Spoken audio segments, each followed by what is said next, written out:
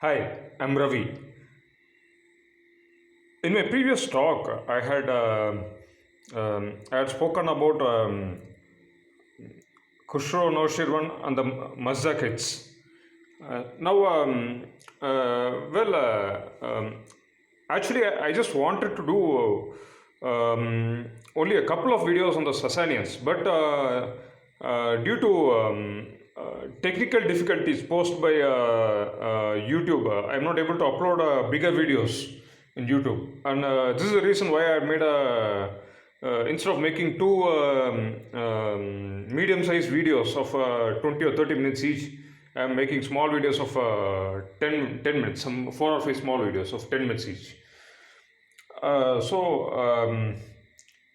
had already described I described about the Mazdak kids and about Mazdak, the founder of the cult. As I said earlier, he was also murdered, just like Mani was done about 2 centuries back. And but this cult, just like Manishaism, this cult too survived the death of his founder. In fact, it even existed in the early days of the Islamic Caliphate.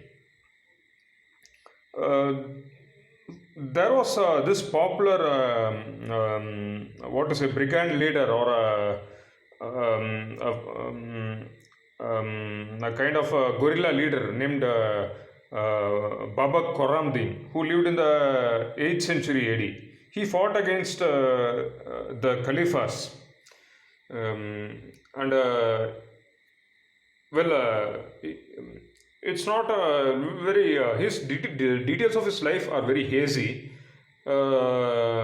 Most people claim that he was not a Muslim, but was he a Zoroastrian?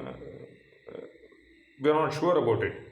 But it is quite probable that he could have been a Mazdakite. Because he preached some sort of socialism like how Mazdak did, and his very name Khorramdin, it's not a name actually, it's a title. Khorram means some kind of happy. Khorramdin, of the happy faith. Din meant faith, so Khorramdin means of the happy faith. Thus there was an important a personality who was of the 8th century, was a follower of Mazdakism. But apart from these stray examples, we do not know how long it retained its hold among the population, or how long it even survived. Now coming back to Khushro Noshirwan, he was one of the he was a great patron of arts and literature. Many of us would not have read about him in history. That's because our the history that we read of is so lopsided, and it misses so many great personalities. But Khushro Noshirwan was he was a really important personality in world history. How important he was can be gauged from the fact that Pandit Jawaharlal Nehru mentions him in his book Glimpses of World History. What were his contributions to Iranian art and literature? Well, it was during the time of Khushro Noshirwan that the Panchatantra tales were translated into Persian. They were they had traveled all the way from India to Persia, and they were adapted and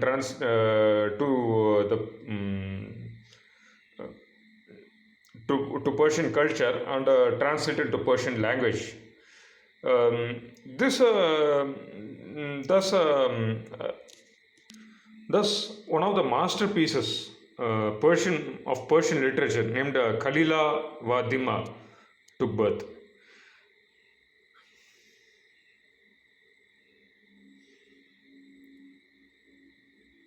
Well, Khusro Noshirwan also bequeathed um,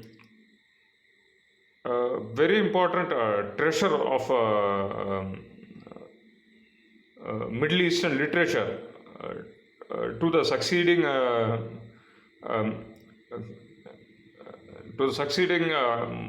Muslim dynasties like the Caliphs. This was what we now known as Arabian Nights. This was what we now known as the Arabian Nights. And this book called the 1001 Nights, or rather this collection of stories called the 1001 Nights. This anthology was compiled during the time of the Abbasid Caliph Harun al-Rashid in the 9th century AD. But the Arabic book called the Arabian Nights, compiled in the 1001 Nights, compiled in 9th century AD, it actually belonged, it was actually based on an earlier tradition, and the earliest versions of the story are,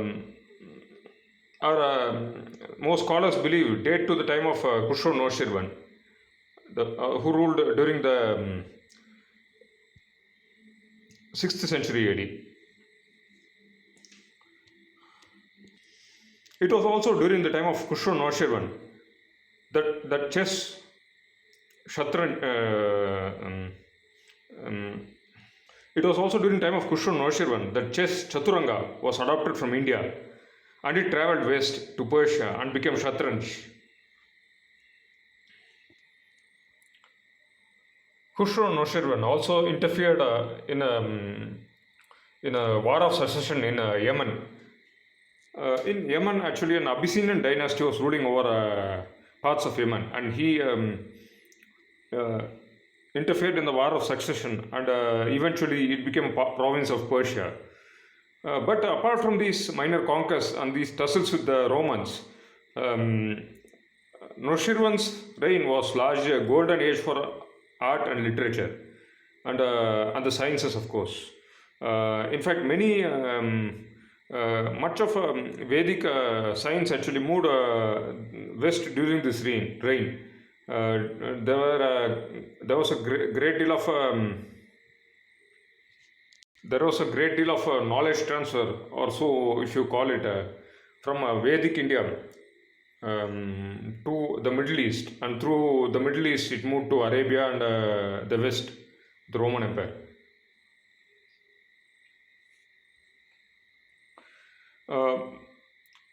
To sum up, there were many Sassanid kings who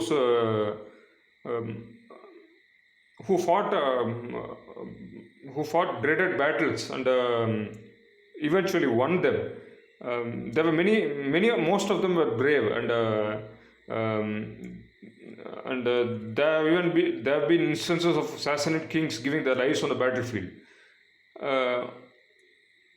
There's maybe a golden age for chivalry, but if ever there was a golden age for art and literature, it was Khusro Noshirwan's. And as I said earlier, he ruled for about 45 years, and once his reign came to an end in 578 AD, Persia almost habitually relapsed. As if a matter of habit, it relapsed into a sort of temporary decline, and his successors ruled only for short periods. This was the case until the rise of a monarch by name Khusro II, or Khusro Parvez, in 590 AD. Khusro Parvez was one of the most fascinating monarchs, probably the most fascinating of the Sassanid monarchs, because his reign was very eventful. and though it culminated in mm, uh, a woeful tragedy. Well, his reign was like a sort of um, uh, roller coaster ride, I would say, if that description is appropriate, because it was during this time that the Persian Empire, the Persians, they experienced such highs that they never experienced since the time of the Achaemenids, some which were who ruled over um, who ruled over these parts of Asia, some Asia and Europe, and also North Africa, some what to say, some 800,000 years ago, and he had almost revived their magnificence. The Roman Emperor Maurice had just died in 601 AD, and there was a civil war going on in the Roman Empire. Well, while speaking of the Romans,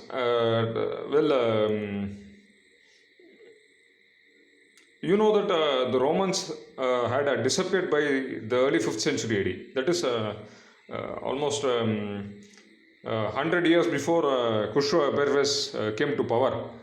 Well, I didn't get the dates wrong. Here, if I speak of the Romans in the late 5th century or thereafter, I'm not speaking of the Western Roman Empire, but I'm speaking of the which was based in Rome, but I'm speaking of the Byzantine Empire, or the Eastern Roman Empire, which was based in Constantinople, presently known as Istanbul. Of course, you know the famous mosque called Hagia Sophia, which was built on top of built over an Byzantine era church, and the same was actually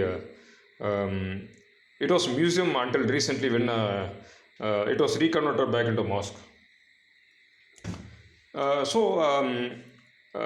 In these wars, actually, these civil wars, actually, it provided Khusro Pervez or Khusro Pervez. He saw this as an opportunity, and so he took a large force, and he crossed the Tigris Euphrates rivers. He conquered the Levant, that is West Asia, and he crossed Suez, and he took a short detour into Egypt, and he conquered Egypt as well. And once these conquests were made, he traced his way back into the Levant, and he thought of invading the Byzantine Empire through Asia Minor, that is the Asiatic part of Turkey. He was assisted by two really great generals, a man named Shaharbaraz and another man named Shaheen. Shaheen would eventually, Shaheen would disappear from history with Khusro Pervez. But this Shaharbaraz was adventurer of a different mold. He would eventually marry a daughter of, he would eventually claim the Persian throne after Pervez's death, and would marry a daughter of Khusro Pervez. Now, coming back to his expedition against the Romans, Khusro Pervez was extremely successful in this, and he eventually reached up to the frontiers of Asia Minor. That is the other bank of the Bosphorus from Constantinople. In fact, the Roman emperor in Constantinople, from his palace in Constantinople, he could see the Persian soldiers on the other side of the Bosphorus Straits in Asia. So he reached almost up to Constantinople, and he thought of laying a siege to Constantinople. But this was a time when the tides turned. It was around 620 AD when the Roman emperor decided to take an all-out attack on these Persians. He repulsed them, just like how the Greeks had repulsed the Persians at the Battle of Marathon. It was a victory of a David over Goliath. And immediately after his victory, he pursued the Persians. Um, he pursued the retreating Persians through Asia Minor and Mesopotamia back into Persia, and he almost laid siege to Ctesiphon, the Persian capital. So what happens? The tides are completely turned now, and just 10 years back, Khusro Pervez had dreams of conquering the Roman Empire, but now his own throne was at a great risk. But the Romans spared the Persians for time being, and probably the Persians probably bought them off, and the honor of the Persian Empire was saved. But they had lost a great deal of respect, and the army morale was completely shattered by this.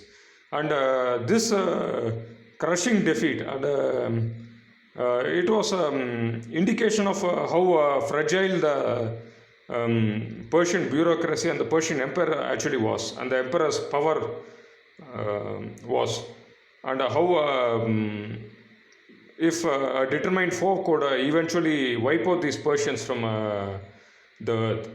So this proved to be a valuable lesson, and this was actually one of the reasons that it proved to be a valuable lesson to Arabs who are just emerging as a powerful nation. And this would come to great effect some 20 or 30 years after some 20 years after Khusro Pervez's death. So who was what kind of man was this Khusro Pervez? His name was actually Khusro II, and Pervez was actually it was actually one of his titles, and it meant the victorious one. This was because of his victories over the Roman Empire.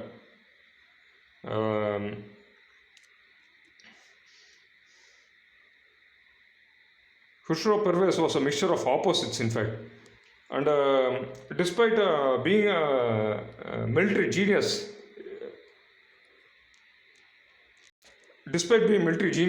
he was not good at diplomacy. A popular Islamic legend, Muslim legend goes that during the great Prophet Muhammad had sent a letter to him ordering him to convert to Islam. But Pervez simply, he was